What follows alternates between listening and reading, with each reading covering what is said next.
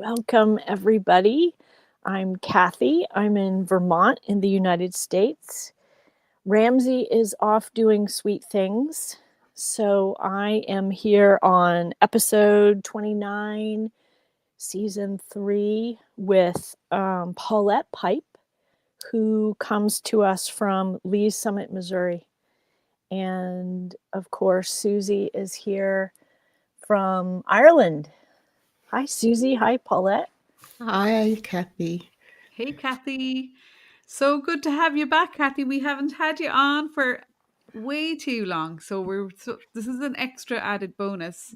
For It feels episode good. 29, we get to have Kathy on.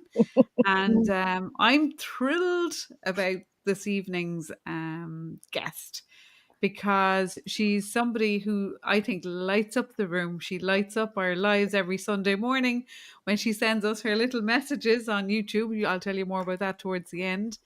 But Paulette hails, I guess, from London in the UK originally, and had a long, well, maybe a shorter life as a journalist, I guess, in the UK. And for whatever reason, she found her way to meditation, and which led her from her own personal practice to becoming an incredible, well sought after meditation facilitator and teacher. She's a retreat facilitator. She also hosted a podcast, so she's way more pro than we are, for 10 years, called Touching the Stillness on Unity Radio. And for over 9 years, she's been the keeper of the flame. We want to go into that in a bit of detail. So, going to welcome you in, Paulette, warmly. I met Paulette back, I don't know, I can't remember the exact year, but we just clicked instantly when we met, and it was in Sedona. And we both knew we were going to meet the same year again in the UK. It was an instant knowing, and we spent hours chatting that first night. So, this is really cool that you're here. So, thank you for joining us so much. Thank you for being our guest. And do you want to kick us off, I suppose, with our tagline, which we always ask our guests? Life goes along ordinarily, and then some things happen and things shift, and we experience the extraordinary. And how would you clarify or like to share that kind of aspect of who you are and why you are this amazing meditation teacher that you are? Thank you so much for having me. It began with a sad story, actually. So I was about 29 years old, and my big brother died suddenly. And I was so bereft because I never expected to lose a sibling. So I was so bereft, I was depressed, couldn't go to work. And a friend invited me to New York when she heard the news, because it was close to Christmas by the time she heard. And she said, come to New York and just have a rest, because I can't imagine what this must be like for you. And then she took me to this Sunday service where they did this thing called meditation. And I'd never heard of it, delved into it, but my soul was like, oh, I can do that. And I'd never tried it, didn't even know what it was. But that's kind of how I launched my path, was seeking a way to find out what this thing was. And then it was intuitive. I didn't take workshops. I didn't go to classes. It was just an intuitive thing. I put my hand up and said, I can do it. They said no. When I finally found this organization in London, and I sort of put my hand up and said, I can do whatever that is. Because on a Sunday before their service, they would do this 30-minute meditation, which the organization that introduced me to it, it was a part of their Sunday worship. So what happened was, one Sunday, I was only there a few weeks, and the facilitator said, oh, I'm going on vacation, and Reverend Ralph is looking for someone to hold my place till I come back. And I catapulted out of my chair. I don't even remember how this happened. And I went up and I said, I can do that. He said, yes, dear, you haven't been here long enough. And of course, he didn't know that I'd never tried it at home. I'd never done it. I was just doing it in this 30 minutes before. But then it became part of my life. And I ended up going to seminary here in the United States at Unity Village. And I didn't know why I was being called to seminary, because I did not see myself as a pulpit minister. So I did everything I could to get them to reject my application. But they said, come anyway. And that's how I found my way to retreats, which was a platform for me to use this gift that had now evolved and was recognized by myself and those who were on the receiving end of it. So that's kind of my way in. And then ended up coming back here 2006, so almost 20 years ago, to lead the retreat department. And so quick story. God, you shouldn't ask me things. I'm just going to roll off. But so what happened was I was invited to apply for a job to lead the retreat department at Unity Village, because I used to intern in the retreat department when I was in seminary. So I applied for and was accepted for the job, but it took 18 months for my visa to be processed. So by the time I got here, everything was different. It was not the same type of retreats. It was not the same way we did retreats. I ended up having a managerial job where I was bringing others in to run their retreats, and I was dying on the vine, because, as you know, Susie, having known me, I need to be doing and serving and creating, and but that's not what I was doing. I was supporting others in bringing their events and their retreats to the village, until one day they said, in a employee meeting, they announced that they were going to launch this online radio. I'm like, what's that? What is that? Same sort of thing with the retreat, with the meditation. Like, what is that? What is that? How do I get involved? And nothing happened for ages, until we were at an annual convention, and my table for the retreat department was right next to the manager who was running the radio. And she said, "Where's your proposal?" "What proposal?" "Well, I thought you wanted to be on the radio." "Well, I don't even know what it is. Tell me more." And we had a discussion, and in that discussion, we created my Touching the Stillness radio show, which was a meditation and prayer, affirmative prayer, and it had music instead of ads, and it was the love of my life. Anyway, we created it there in that moment, and it was launched on November the 4th, 2008, and I did it for 10 years, and I would light up like a firecracker every Tuesday when I did my show, because I was still working at the village, but they gave me that time to present my show. And then I'd go back to my desk, really miserable. And so what I did in the end, after 2 years of that, is I gave up my full-time job with the benefits and the medical benefits and the salary, and I went self-employed and did it for free. And that was my job. So, because I did that for 10 years, I just loved it. And then it was time to go. And then I couldn't let it go completely. After about, I don't know, 18 months, I was missing it so much that I decided to produce it myself, but it was too much for me to handle by myself production-wise. So it's kind of expired quietly. Long answer. Do you think you might pick it up again? Do you think that might be something that, well, not necessarily in the same way you were doing it? Do you think it's a modality, or something that you might pick up again in time, like to do? I'm not sure. I feel like something similar happened to me in seminary, when people would ask me what was I going to do for ministry, and I said, I don't know. It feels unorthodox. It feels like it doesn't exist yet. And of course, we didn't have the internet yet. We didn't have radio shows yet. So that's what I was saying back in 2001. And this feels like the same thing, that I probably will come back with something, but it doesn't exist yet. Nice. Yeah. And you really do follow your gut instinct, don't you? You're really just do. following your intuition. Your guidance is really the way you move through life, I guess. Would that be fair? Yes, that's very fair to say. Very true.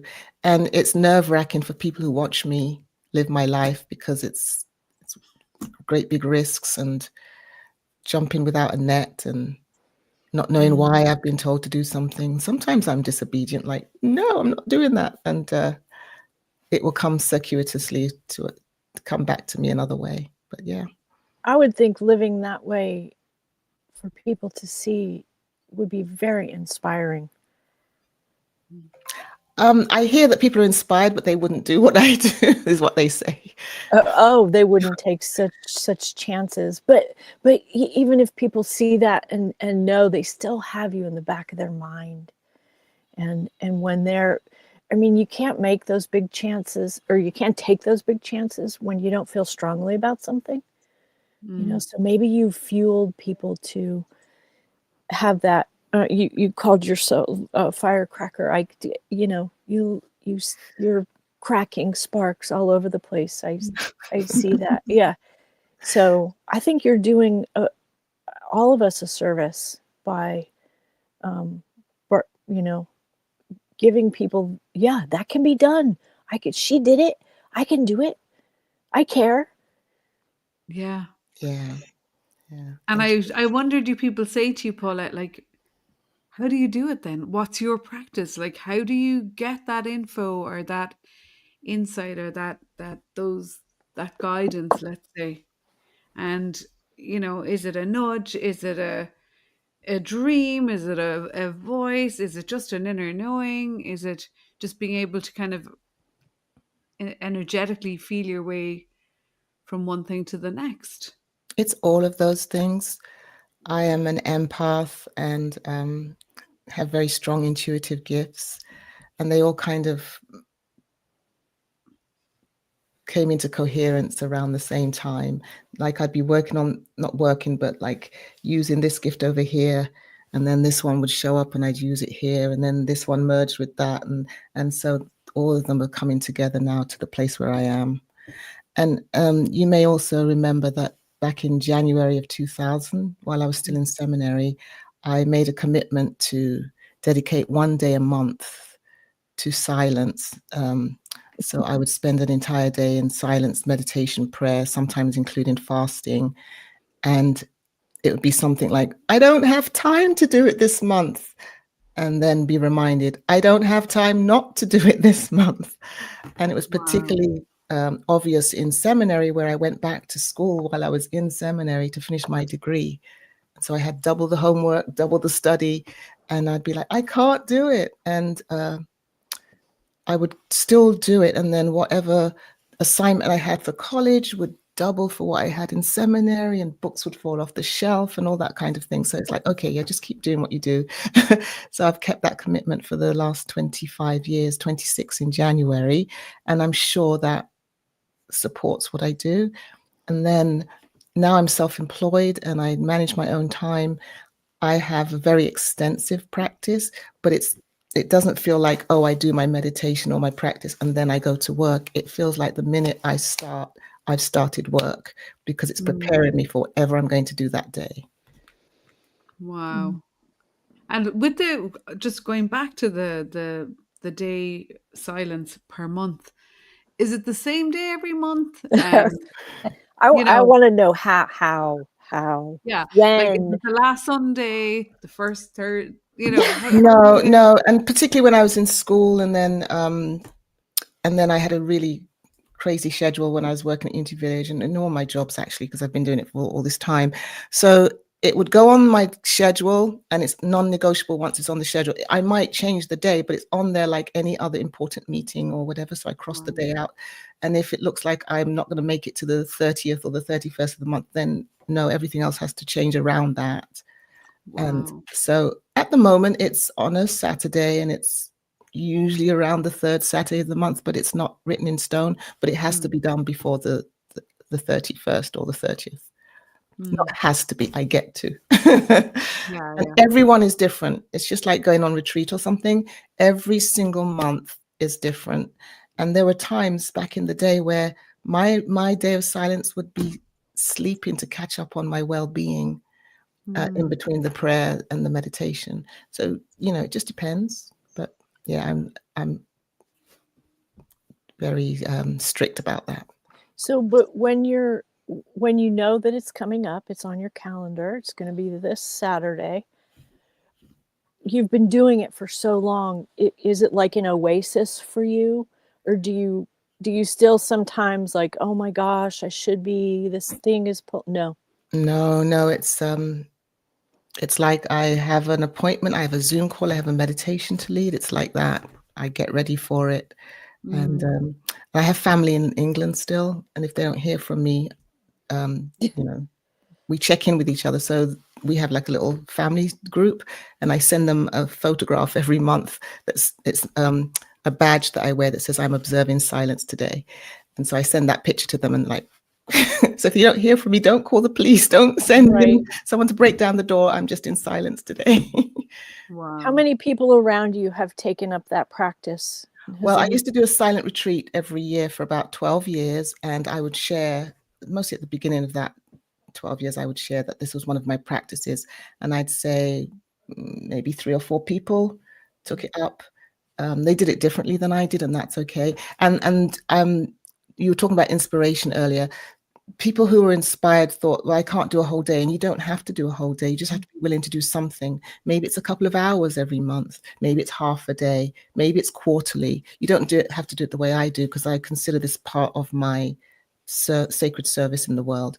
But just having some kind of practice, even 5 minutes a day to start, and then, you build up. Wow. Because it makes a difference. It really does. I can imagine, because the accumulation that we have, like, on a weekly basis. So, it's so smart to do that once a month. Like, it's and really keeping to the commitment. My gosh, for 25 years. Wow. 26 in January. Amazing. That's amazing. That is really amazing.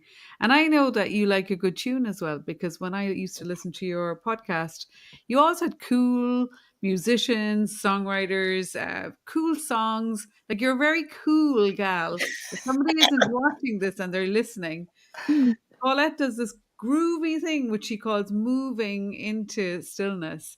And I remember the first time that's how Dance I your own dance. dance your own dance. Exactly. And we did it in the UK. Paulette and I did a retreat in the UK as well, and it was part of that day as well. The Sedona retreat where I met you, we did it there. Yeah, well, we did something like that with the Divine Feminine in the UK. Remember, in Nottingham. But anyway, it's so cool. Like, it's all about choosing the right tracks, getting the groove on, and just shaking it off. Like, and then the groove will change a little bit, and gradually it starts to kind of come a bit slower. And they're all beautiful kind of moves that you have to do, where you have to mirror the person you're dancing in front of. I did that with Sarah McLean. She was taking full advantage of me at the time, I remember. She was doing a very sexy dance. Anyway, that was really funny. But there's something that happens when you go from that level of movement and engagement with the sound and the tune and the vibration and the rhythm, and you get to that point of stopping, pausing, the stillness. Like, it sort of brings you into a much more expanded state of awareness than if you just were moving and just stopping straight away, kind of thing. I'm wondering, is your kind of day of silence a little bit like that? You know what I mean? You're doing your practice all the time, and then you have this very juicy, longer time, this day of silence that, I don't know, it's really powerful as a practice. Would you share a bit more about the dancing, dance your own dance, and moving into stillness? And Yes, I'd love to. Thank you very much. And in answer to the first part of the question, yes, I do see it mirroring my extended day does mirror the work I'm doing on a daily basis, and it compounds into that on that day of silence. How I came to, well, I'm into music, I'm into sound. It's all part of what juices me. And I love to dance, always have. You remember Top of the Pops? yeah, When I was little, I'd be in front of the TV. It was bedtime, but I'd be able to stay up and dance with the Go-Go Girls. Always loved to dance. So that's nothing new. But I went to Bali, and I was there for 6 weeks. And in the last 2 or 3 weeks, I was introduced to the yoga barn. And that's what they would do. That it would be this huge space, and people would come from all over with their kids and their other half, and single, and visitors, and we would just jam in silence to this music. And then when it stopped, you go into that space of stillness, which is something I teach, that, one of the fastest ways to move to stillness is to move your body. But to be with heart-minded people and do that, So then I decided when I came home, I was going to try it myself and introduce it. So I was offered a yoga studio, actually. She offered it to me virtually free. And every Sunday, I would host this Dance Your Own Dance event. But it didn't take. People are scared of their bodies. They're scared to move into their bodies. And you were talking about the mirroring. So that's a way to get out of your head and into your heart. If you're giving someone your full attention, which is actually the purpose of meditation in a way, is that we build up that muscle so that we can be present in the world and we can be mindful in the world. So you're giving someone the gift of attention by mirroring, not, am I getting it right? Am I, it's going over here and, oh, what are they doing now? You are just focused and receiving, and energetically you're having this experience, and then you switch. And then we do, as you said, all these the different sounds that take us down into stillness, and you're just in that sweet spot. So anyway, it didn't work out at the Zen Zone yoga studio, but I was able to incorporate it into all of my retreats. And so that's the way I get that Trojan horse in. And now I'm also doing Qigong. I had always done it, but something happened to introduce me to it on a deeper basis now. And so that's another move-in meditation. That's the same principle. We do the moves and then we move into meditation stillness. So yeah. Yeah. I have the quote from your website. I just love this. I had to write it down. Paulette turns an ordinary pause into moments of presence. And it really is the ultimate gift, like to bring people into that stillness and to have that experience, like, of just present moment awareness, being aware of nothing in particular, just being. And yeah, Well, I that was think, kind of like the excuse me interrupting, sorry. no, go for it. That was kind of the foundation of my ministry when I started touching the stillness, was to bust the myth that there was only one way to meditate, because people sit on a mat and chant Om. So I was really speaking to beginners or people who don't meditate at all, to show that all the ways that you are showing up in life could be a prerequisite to a meditation practice. And that's when people go, oh, I didn't realize I meditated. And it started also with this article I wrote called Anyone for Tea.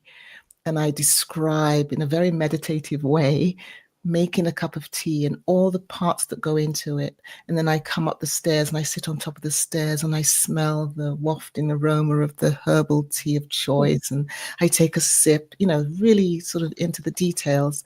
And then I look out the window, not looking at anything in particular, and just breathe. And then I have a pause, and then I take another sip, and describe that as a tea meditation. And people get it, but you're anything you're doing, you're giving it your full attention. And then when you stop, you move into that space. And that's how people really understood that they're gardening and they're doing their yoga class or, whatever else could be a prerequisite to the practice. I love that. It's like meeting everybody where they're at. Yeah. And I think as well, beautifully, like, everybody's making a cup of tea, but like showing them how to kind of ritualize that and, turn it into that kind of sacred moment, or, just to bring the full presence to just the sacred act of having a cup of herbal tea. And that's a practice in itself, isn't it? Itself. Yeah. Absolutely. Wow. That is so cool. I know you have a lot of other practices probably that you do yourself anyway. So do you, I know from your other podcasts, I remember listening, and you talk a lot about affirmative prayer. So that's a contrast, I suppose, to the breathing into stillness, or the touching the stillness. Can you kind of differentiate between, affirmative prayer, touching the stillness, or is there no difference really?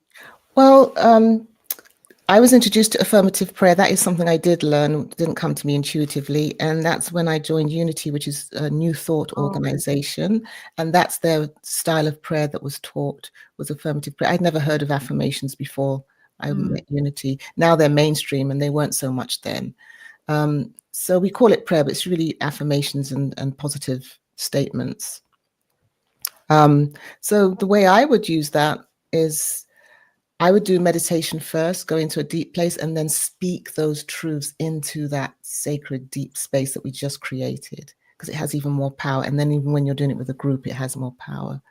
And in truth, I don't necessarily use it the way I was taught in Unity. They have like a 5-step process, and I haven't really, I mean, I can teach it and share it in that way, but I have, the way it comes through me is quite different. And in all honesty, Susie, I struggle if I try to write the affirmative statements.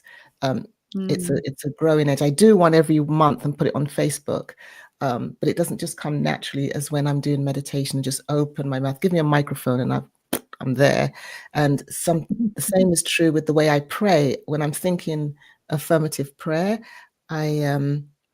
I'm thinking, oh, it has to be certain words in a certain way. And, you have to have the I am statement, less than 12 words, if possible, in the present tense. And all those things are valid and helpful, but I don't seem to be able to do it if I'm thinking about having to do it that way. But if I just go into prayer, the words just come. It's like channeling in a way.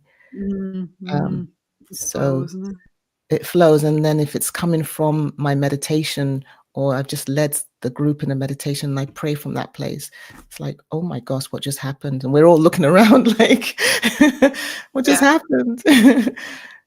Yeah. I remember I have another memory that keeps coming up, so I'm going to bring it in, that we shared was again in the UK another time, and we were at the castle and we ended up on the roof. On the roof in the turrets. Oh, you were there for I that. don't know how we got there, but we were up there, and it was the moon. We were going to look at the moon. Yes, the moon was rising. But I remember it was another practice you were doing there with because we had a fairly sizable group of women with us as well at the time, and I remember was it a sequence of mudras?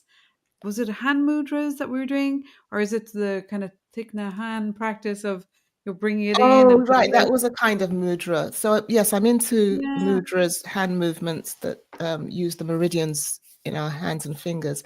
But we did my take on the Thich Nhat Hanh mudra. Beautiful. Yeah. So the story behind that, I'm a storyteller. To see him was on my bucket list. And I went to New York, of all places. He was going to be at the, what's that theater on Broadway? I do not remember the name of it. It's a small theater on Broadway, and he was going to be there doing a one-day retreat. So I got to go. And we did eating meditation and walking meditation on the streets of New York, where they're not phased to see 400 people walking meditative step down Broadway, only in New York, right? But in one of the sessions, the monks were singing, and the what's the opposite of the monk? the lay people? No, the ladies. Nun? The nuns. Thank you. Yeah. I told you that would happen. So yeah, the monks were on one side, the nuns were on the other, and they were singing in Vietnamese. And he had this huge gong in front of him, like a big bowl, and he would just intermittently hit the gong as they were singing this beautiful chant. And my eyes were closed, and then I realized I was weeping. And the only way I realized I was weeping was that the tears fell in a V right down into the center of my heart. So I opened my eyes and I saw him doing, like he'd gong intermittently, but I saw him doing this, where he would sweep his hand across his heart and then just open it like this and turn it and then release. And it was like whatever the sound was, whatever the energy was that was coming from the heart center, he was sharing it.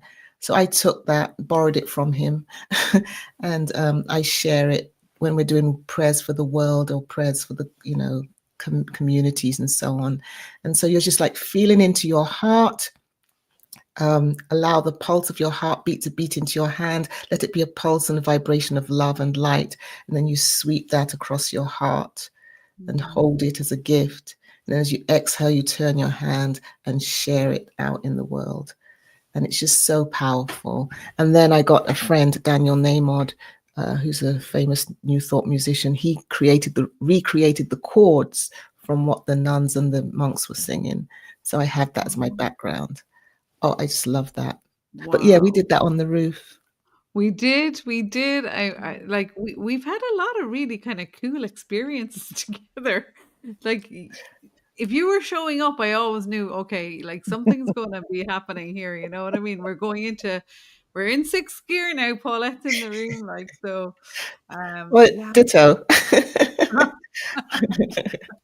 I know, because you came to Ireland and we thought, okay, we're doing nothing. She's just on her holidays in Ireland. And of course, there were all sorts of shenanigans going on over here as well. Like, so it's just lovely. It's lovely to see, how that tapping in to your intuition shows up on a daily basis. And, you might think you're going to bed, going to wake up and do X, but then when you wake up, it's like, well, actually, no, you're going to be over here in Y Central or whatever. Like, so yeah, That's why being self-employed and running Touching the Stillness really suits me. And my family had said that about me when I was a journalist. I went self-employed for about 2 years during that 12-year stint. And they said, you were at your best when you were self-employed. And I understand what it means now, because I'm a creative, and to be on that 9 to 5 clock and you've got to create or produce or show up at a given time, I follow my spirit and I give myself permission. So yeah, it's like going with the flow in that day. Having done my practice, it like I think I'm going to be doing this today, and we're going to, there are things that are standard. Like if I have my bi-weekly Touching the Stillness breathing space meditation, of course I'm going to show up for that. I'm also an Insight Timer teacher, and we do a weekly live event on Insight Timer. I'm not talking about those things, but just like, oh, I thought we were going to be working on this, and then the phone rings or something will happen and takes me in a whole different direction, but I'm ready. That's present moment living, like, isn't it? Really, it's being able to be in the moment as it is, and just follow the breadcrumbs, and there you go. It's Like, being the affirmative prayer, not speaking it, but being it. Yeah, it's not an idea, it's a way of life, like, isn't it? It's a lifestyle. Yeah. Susie, Wow. you're good at that too. You're good at listening and turning, when maybe I think women are good at that. We're so flexible in the world with all of our different hats that we wear. Yeah. And the energy is always going to come for the sort of the paying the bills kind of work, if you set that aside because you have a moment of, oh, I want to write that down, or whatever, and creative. you too, Cathy. You're an incredible Cathy's an incredible artist, mystic artist, Okay. creative. You really live in that creative zone as well. Like, so, and Well, I had to learn. That wasn't easy when you go to work every day, and as an artist, and you're supposed to have your ideas there in that place at that time. Mm-hmm. It doesn't really work. But I've been self-employed since 1994, and it wears off on. I'm thinking about my husband now, who is highly productive in the male workplace, but he gets to work at home, and he understands. You got your, I know I can't. I don't know. You go for a walk. You go chop some wood. Do something else. Shift, and then before you know, he's like, I know what I'm doing now. Yes, It's a exactly. beautiful thing if we all had that freedom. It's really freedom to breathe and understand. Yeah, I'll get it all done. I'm not. Yeah. I'm no less because I can't create in this little box. Right. If the box was this big, or there wasn't a box, we would all probably be twice as productive, right? Yes, because you get more done because you're in the zone faster. You're not struggling to get there. And I've got to pull this thing out of the air because it's due in 10 minutes and my manager's breathing down my neck. Right. Yeah. And then everything else can be in the zone also. There can be mindless labor, washing the dishes Correct. can be in the zone too, Yeah. because you haven't had to quantify it as this other thing that doesn't count. Yes. And then while you're there focused on the suds and the softness of the suds and the grease coming off the plate, oh, okay, that's what I need to do or say, or how I need to Exactly. title it or whatever. Yeah. Yeah, it's untangling yourself from the hard problem, do something else, and then it's like remembering that word you couldn't think of earlier. Just pops in Those when you're women. not thinking about it anymore. It's like, wow. Well, that is the Yeah. other thing, is staying grounded. I spend a lot of time by myself and a lot of time doing this work. I really need to remember to stay grounded so I can be in the world as well. So, Do yeah. you do any specific kind of grounding practices, or? I go for walks in nature. My best Yeah. friend calls it being in my community, because I'm out there with the butterflies and the caterpillars and the baby tortoises, and they're everybody's your walking, community. power walking, and I've stopped and I'm like, oh, like, what? Do you not see that little tiny little tortoise at the side of the road? No, because they were going. Yeah. But that's what you get to see when you do the same walk. And Susie, you're same swim. You're a walker too. I'm a walker. You notice the little things. Little things, and being in nature, it's so healing.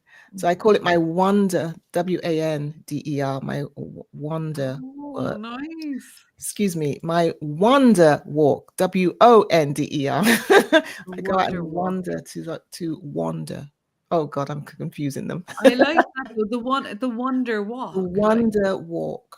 So everything's amazing. The trees are waving at me in the sunlight, dappling sunlight, and yeah, I'm just. Yeah. You're just like after my own heart here. Because I even tried, and here's a funny story. I've even tried, because I do Qigong and I do the spring forest version of Qigong. And I love to do it in between two trees. So sometimes when I go out walking, I'm looking for, oh, that would be the perfect place to do my Qigong. And I set myself up and I'm doing my thing. But there's usually like a neighborhood. The first time this happened, I was in a little park that was in a neighborhood, but I was facing the golf course. I was not facing the homes. So I'm doing my thing. But you start with shaking and letting go, bouncing, and then you raise your hands over your head and you're shaking. And the next thing I know, the cops show up. Someone called the police because I look like I'm having a psychotic event. But then he stayed long enough in his car to see me like doing the moves and like, oh, okay. But it's happened 3 times in 3 different places. Oh, wow. But I like to do it outside. I'm restricting myself now because I don't want to get arrested. But it does look a bit weird if you don't know what it is. But it's not like I was looking into their homes and like, scouting their homes. I was facing the golf course, completely in the zone. I opened my eyes and he's sitting there watching me like, oh my gosh. Wow. People are quick to call the cops, ain't they? Oh my God. It does look a bit weird, but yeah. I tried they just don't understand. And then another time I was near a public, a pool that belongs to the neighborhood, but it had these beautiful trees in this little garden. It wasn't in there. It wasn't, there's a fenced off bit. I wasn't across the fence, and I'm doing my thing and they start blaring the music. They must have been cleaning up, and they start blaring the music to let me know that they're there. And it's like, thank you. That gives me something to focus on. I'm focusing on my practice, even with the noise. You make it part of the meditation. That's part of the practice that I teach others. Make it a blaring noise meditation. So I'm doing my thing, I'm doing my Qigong, and then they come out and they start banging the dustbins. It's like, okay, now it's a banging the dustbins Qigong. And then eventually they came out and they said, are you okay? And I nodded. Just exercising? And I nodded. And then they went away. Oh, wow. That's funny, isn't it? It is funny. We'll keep disturbing her here until she realizes that we're in here, in case she thinks, in case she's having a breakdown. Wow. Like all of those practices are obviously the things that make you so unique and extraordinary, without a shadow of a doubt. You do light up the room. You are just such a spark of light, and speaking of light, I know that for 9 years you were this keeper of the flame, and are that is even still, I think, in another capacity from what you told me earlier. But it's a space holder. It's a holder of space for events, I think, is it, or for groups of people. Um, would you share a little bit about that, like in Yeah, I'd terms love of? to. Thank you. So, the Keeper of the Flame was a role that I took on for the Unity Worldwide Ministries Board of Trustees. They are the credentialing body of Unity. They serve ministers and ministries and do the credentialing. So I served on their Board of Trustees for 9 years, and there was someone there before me, and she had created the role and held the role for 7 years, but I didn't really know what it was when I heard that she'd stepped down. So I had to go in, and because she had stepped off the board, I went in and created my version of it. So I was a non-voting member of the board. But what I would do, they would give me like 30 minutes before if we were in person, which we did 3 or 4 times a year, for several days at a time. If we were in person, I'd get 30 minutes and I would set the arena. We'd set the arena together. And then whatever energy we had co-created, whatever space we had co-created, I would hold that. So I'm in the meeting in silence, holding and working with the space as it changes. You know, there are sometimes when you're in a board meeting where there's dissent or people don't agree, but they say, I'll go along with whatever you say, and all their energy, all their anger, frustration, and silent judgment is in the space that you've just cleared. So I may not know who it was, but I can sense that it's been contaminated, if I could use that word, and then I would clear it again. And that also helped them to have really difficult discussions and deliberations. It was a safe space to do that. They could just feel that. And sometimes they would say, I would just look up and look at you, and I just would be calm again. Wow. So I did that, and we would meet when I was on the board during those 9 years. We would meet every month for about 3 or 4 hours. And then, as I said, 3 or 4 times a year. And I was in the room, in the space, in silence throughout the entire meeting. So I did that for 9 years. And then I stepped off the board and became the Keeper of the Flame for a group called the Evolutionary Leaders Network. And they are part of the Source of Synergy Foundation, which was founded by Diane Williams to create synergistic affiliations and cooperation with groups who are doing good work in the world. And so the evolutionary leaders included people, or it does still include people like Deepak, as you know, and Greg Braden and all the heavyweights. And then now it includes the rest of us. There's like 300 members or so. So I hold space on the Evolutionary Leaders Council. And then about 2 years ago, another organization called the Hollow Movement came into emergence. And I was in Sedona with them when they were bringing this igniting, we called it igniting the Hollow Movement. What is it going to be? What does it look like? How does it work? And once it was ignited, I then joined the core team and became the Keeper of the Flame for the entire Hollow Movement, and showed up on the core team meetings, would do the opening events, the meditation, or the whatever the opening event was for, the opening ceremony was for their annual event. I would create those as well. So I'm not doing the Hollow Movement anymore. That ended last month, but I'm still doing Keeper of the Flame. Sometimes I do it ad hoc for like a board. Parliament of World Religions were just in town, and I wasn't present in their entire meeting, but I helped them set the arena for their meeting. It was their board of trustees. So I do that on an ad hoc basis as well. I may hold prayer vigil if a board is going through something really, something difficult that they have to convene about. I will hold vigil with them while they're doing that for how long they're in session, things like that. But out of that came, I think, combined with the practice I'm doing, the emphasis in the Qigong practice I do is about healing. Everyone's a healer in every home. And so that just amplified whatever healing work I was already doing. And so now I have this adjunct to Keeper of the Flame called Energy Support Practitioner. So now I'm working with, and I always did, but not only working with the space, but helping to clear and reset individuals' energy, clear energy from objects, clear energy from the space. Wow. When you were doing the space holding for groups, was there resistance from people? I mean, I can't imagine that in every group, everybody understands what that is. Yeah, no, so I'm speaking to like-hearted people. I would like to Okay. take it out mainstream, and that's why I came up with the energy support practitioner role, because that I can explain more mainstream than keeper of the flame. Sure. But in those settings, like when I first joined the board of trustees, we were talking about prayer earlier. There was this practice that if there's dissent in the room, or they can't come to consensus, we would stop for prayer. And because I was working with energy and I knew how to quell any sort of antsy, so they would be having these discussions and they'd be looking at me. I'm looking at you, and they'd be like, "Are you going to stop for prayer? Look, it's like, I've got this. Carry on. You're going to be safe. You're going to be safe." And so they started to trust me. Yeah. And in that role, I was also the liturgist for our annual general meeting. So at the convention, we would have a one-day annual general meeting, and I was the liturgist. So I would work with the parliamentarian, and I could call for prayer I can stop the proceedings at any time to stop for prayer. And again, I didn't need to, because I was working with the energy with 600-700 people in the room. Wow. Yeah, to keep it calm. And then if I did feel like we needed prayer, I would do one of those, my version of the affirmative prayer. Wow. So yeah. Amazing. I think about that a lot, and I've talked with Susie about it, working with groups. Sometimes somebody steps in and they're in a bad place, or they just probably shouldn't be in the group. And then what do you do?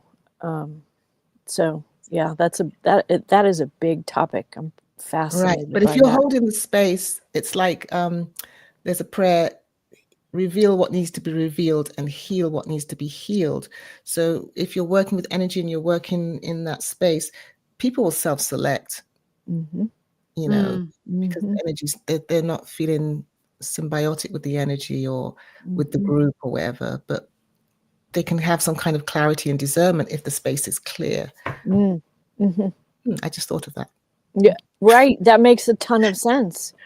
Right. If it's clear, then all of a sudden they can realize, oh gosh, this isn't my place. And that happened to me once it was a couple of years before I stepped off the board. I was in the board meeting and it's like, I think it's time for me to go. I don't belong here anymore. Yeah. I just am not able to contribute. I need to go. And I created, in that same meeting, it was one of our in-person meetings for 3 days or something. And in that meeting, I created this prayer, and we all stepped into the circle, and I spoke this prayer that Susie, you belong in this circle. What you have to contribute is valid and valuable, whatever. But I'd already said to the incoming chair, I don't think I'm going to be here for your tenure. I think I'm going to step off. And they were just all shocked and horrified. But when I came home and meditated on it, I realized it wasn't my energy. There was someone in the room who was having that thought, and they resigned. When we came back out, they resigned. It's like, oh, it wasn't even mine. So what did you do? Oh, I stayed another couple of years, because I realized it wasn't my energy. I picked that up, that they were having that thought, and that energy was seated in the room. Yeah. They thought, oh, it's me. Right. I'm complete. I didn't know I was complete. Okay. Wow. Fascinating. I have a story I wanted to share with you as well about the energy support practitioner, where because as I amplify, as I work with the energy in new ways, I'm seeing more and more of the minute, minute by minute iterations, right? So I was at an event, sharing a room with a new friend, and she was going to be presenting the next day. So she was taking things out of her bag to show me what she was going to do at her presentation. And then she took out these keys, they're decorative keys, and they were quite long. And she took them out of the bag. I'm the other side of the hotel room, and I'm like, oh, the energy. She's like, what? Like, you can't feel that? It's so strong. You must be able to feel it because you're holding it. It's like, no, I don't know what you're talking about. But I couldn't. I was having all these symptoms and pain and angst and physical pain just by her holding them. And she said, oh, you're worrying me. I'm going to call my friend who gave them to me. And the Mm. friend said, no, I'm fine. Everything's okay. But it turned out that the friend had given them to her and they were in her house. I thought the friend had given them to her for the event as Oh. part of the presentation, but these keys had been down in her basement. And the work she does involves youth. And someone that was helping had stayed in that room for 3 months. And then she explained that whatever I was feeling when she told me what was going on, and for confidentiality, I don't want to get into the details, but she told me what was going on. And as she told me what was going on, those are all the emotions and physical feelings I was feeling in my body off of those keys. Wow. So I took them into the bathroom and did a clearing, and then she used them the next day. And in the way she used them, people would come up to the table and pick things off the table. And almost everybody who came up would work with those keys. Wow. And it makes you think, because like if the energy hadn't been clear, someone might walk past that room and go, oh, I don't think I want to go into that workshop, and not know why, or they may go into the workshop and be antsy and not know why, or go up to pick up the keys and like, oh no, not those. And so it really opened my eyes to how the energy can be held in objects and wall hangings and just in the walls and in the room, and having an effect on us, and we don't know. So I'm able to detect in a lot of cases when I have a physical reaction.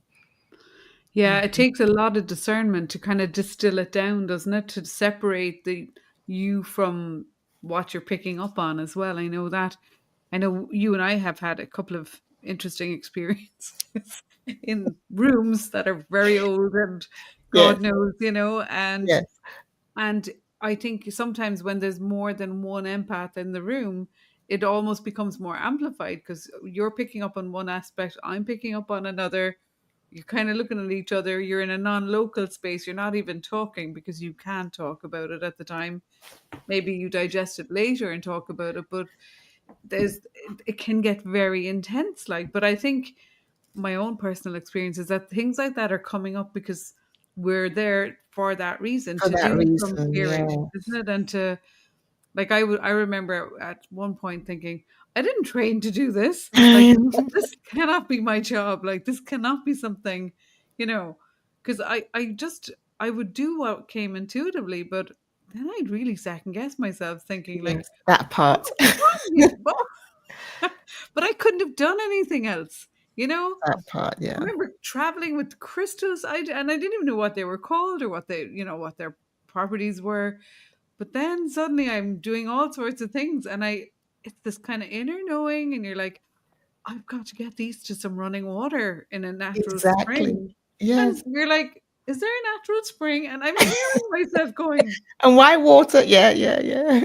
and so I think that's part of living in that flow, in with that I suppose that living presence. And it's like being a little cleaning, I don't want to call it Yes. cleaning, a cleaner, a little, just doing a little spritzing over Energy here. housekeeper, yes. Yeah, So yeah, last year, exactly. no, it was this year, I was in Asheville for a Hollow Movement annual event. And there's lots of crystal stores. And I didn't go into everyone, but I went into this one particular store, and I'm walking around admiring all the crystals. And I just started weeping. It's like, what's Oh, wrong with me?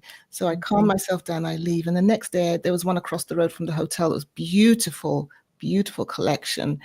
And I was in there and I was just weeping again. Like, why am I weeping? So I even, the owner who was behind the desk realized what was going on, and she said, it's just because you're such an open empath, you're feeling all the energies and you're probably clearing yourself as well. I've just been doing this big event with however many people in the room in this theater, so it's like the event's over and now the crystals were like just discharging all at once. It was coming through tears.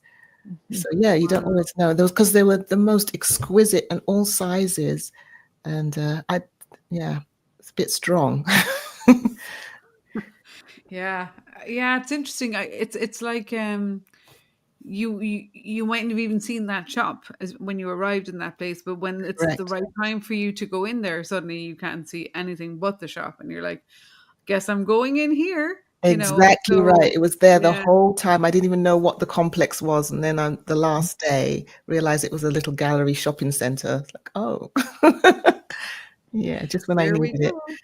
Here I So am. that's Hear something me. that's really evolving. Like I suppose you've been doing these incredible practices and facilitating retreats for a very long time now, and in all of your sort of in your own evolution, do you notice that things in the way of doing your own practice or working with other people or groups or uh, wherever you are, whether it's just in your private life or as a facilitator, that there's that real shift is taking place in the world, and it's calling us to do different practices or to show up a little bit differently. Do you notice that? Have I you? do notice that. And as Kathy was saying at the beginning, I'm here in Lee Summit, Missouri, and I've been here the entire time since I came to take up that job. And I'm always asking myself, why am I still here? Most people think I live in California or Sedona. Like, what am I doing here? And I realize that we all have a place, we're all holding the light where we are. Mm. We are all called to hold the light where we are. And it's not just those who are expressing their gifts in this particular way. We are all light keepers of the flame. And that light is in, you just see the flames all over the globe lighting up the place. And once we realize that's our purpose, then we can be there and we can notice that the thrashing is happening as the old is getting ready to be, softly, well, not softly anymore, but like just ushered out, and the new is coming in. And just being on YouTube recently and noticing all these young people are sharing, the stuff that speaking to their fellow Gen Zs and millennials and everything, and it's like, wow, they are so enlightened. But it's time, we're all waking up and we're all saying the same thing, but they're saying it in a way that their peers can recognize and respond to. And yeah, there's definitely a big shift happening. You can So feel if it. you've inspired people to hear more about your work, what are some concrete ways to be in your presence more? You have tell us about where you are and how to find you. Thank you. I have a website called touchingthestillness.org. I'm on Insight Timer. I have a page on Insight. I'm an Insight Timer teacher. And then on Wednesdays at 1:00 Central Time, I lead a 45-minute live event, which when I started it was to hold sacred silence for whatever was happening in the world, because there was so much going on.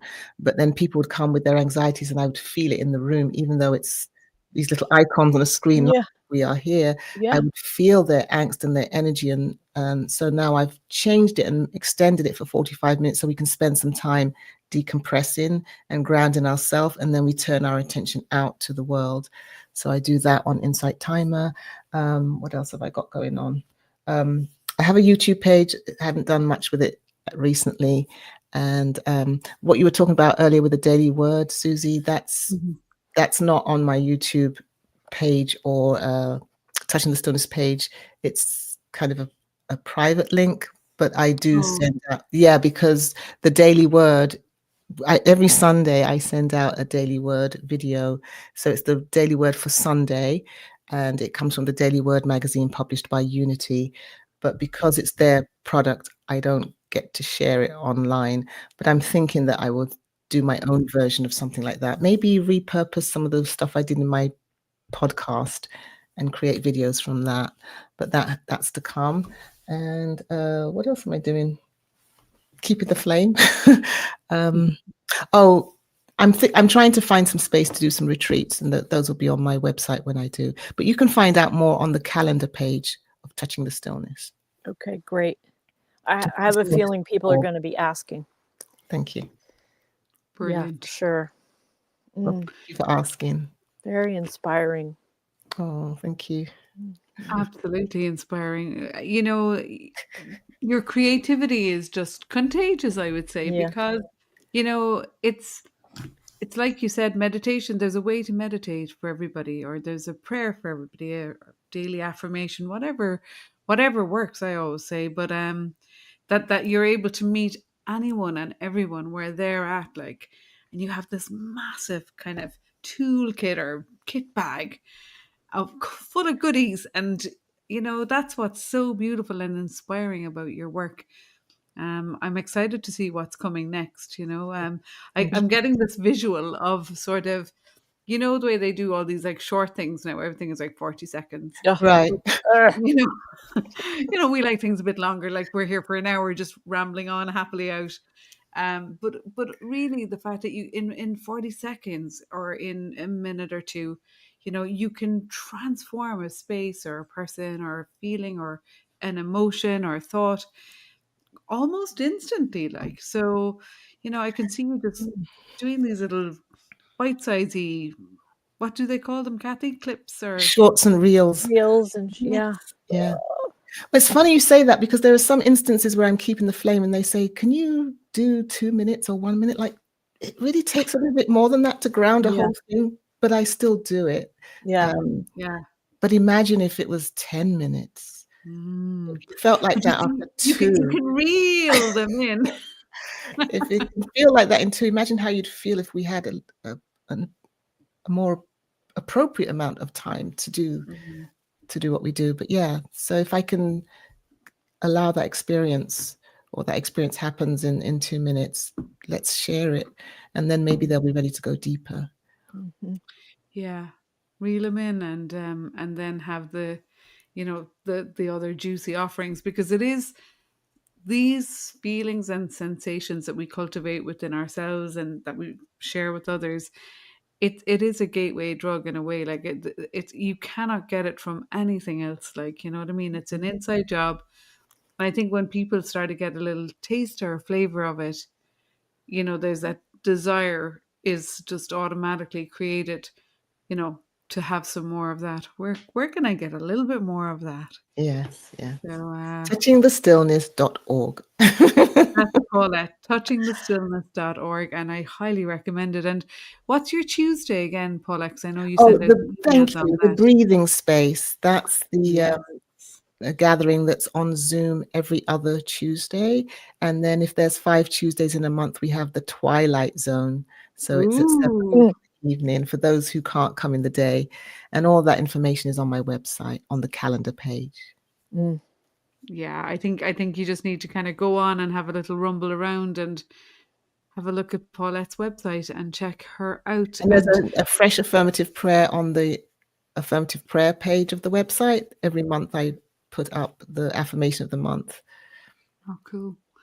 So much. And just to finish up, over an hour, and I appreciate everybody who's hung in there listening to this. It's been a joy. The hour has flown, I have to say. But we did notice just before we went live that this was like a full circle event, because when I was on a call with Paulette on her, getting ready to be a guest on her podcast, actually talking about meditation, we went off on a few kind of tangents, and then Paulette said, just before you leave, I've got to show you this. And it was this beautiful mandala that she had made and created herself. And she said, I think you've got to check out this lady, and it was Janet Connor. And sure enough, me, I followed the breadcrumbs. I checked her out and I was like, oh yeah, okay. And anyone who knows my story knows that I was involved for a good few years with Janet and some of her amazing programs. And that's where I met Kathy. So Kathy is about to launch the latest edition of the Lotus and Lily, I believe, with Janet. Do you want to share a tiny little bit about that, Kathy? The Lotus and the Lily starts on November 18th, and you can find out about it by going to janetconnor.com. It's an incredible way to review what has happened in the last year. We're adding something because next year, the numerology to 2026, 2 + 2 + 6 = 10 = 1. New Which beginning. means we're starting a whole new thing, and we don't know what that is. Lotus and Lily is about reviewing and then using that intuitively to make some make some agreements with yourself to have practices maybe, or just shifts here and there to set things up for a life that wants to come through you. And it's not intentions, it's not what I want, it's not accomplishments. And then what we do, and then the next year, so it's really a sacred process that happens. It's good when you've been in it a few times, because we're starting to have gatherings we had a gathering 2 weeks ago to review the things that we put in our mandala that you don't necessarily understand when you make it. But after living through the year, you look at your mandala and everything makes sense. Yes. Because you've invited it in. You've invited in the yummy stuff, the juice. So janetconner.com. It's really a lot of fun, and the community is precious. Cool. Yeah. Well, thanks for letting me do that. And I can't believe there's another piece in the puzzle around Janet. Yes. she was on the same network that I was on. Right. She was a Unity person for a She had really a long Unity show as time. well. Yes. Oh, And I my didn't mom know has that. been. That's incredible. Yeah. So Yeah, Janet. a lot of common denominators here, Correct. like, aren't there? Wow. Yeah. Brilliant. Yeah. So lads, this is the advert for meditation right here. You know, do your practice, do your, creative writing, do your art, do your affirmations, your affirmative prayers, your whatever. Go to the retreats. Take a day of silence every month. Take a leaf out of For a Paulette's few book. hours. Yeah. Yeah. Get in touch. Let's stay in touch, because it's amazing the connections that we make, and it's priceless, absolutely priceless. So, Paulette, we're going to have to say goodbye. Oh my God, Thank it's you been for so having much me. Thank That fun. was so you. lovely. Thank you. Thank We you. just had a blast. I really Nice to meet you, enjoyed it. Kathy. You too. So good. So take care, and until you're back over this side of the pond, Paulette.